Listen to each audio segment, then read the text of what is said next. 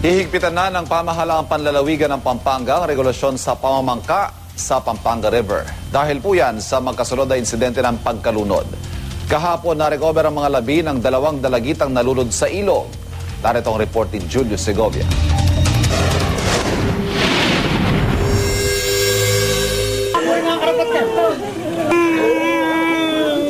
Taghoy ng pangungulila ang umalingaw-ngaw ng iahon ng bangkay ng 2 dalagitang nalunod sa Pampanga River sa bahagi ng Barangay Sulipan sa bayan ng Apalit.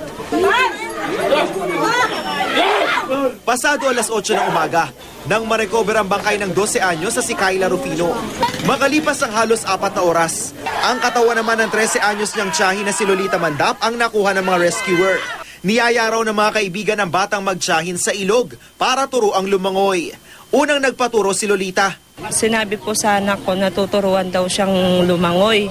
Tapos nung inila niya po yung kamay daw po ng anak ko. Tapos po nung linagay niya po sa malalim. Tapos binitawan po daw yung kamay ng anak ko. Nang hindi raw kayanin ni Lolitang lumangoy, tumalon si Kayla para tangkaing sagipin ng tiyahin pero bigo siya. Hindi nga po siya umaano dyan dahil natatakot po.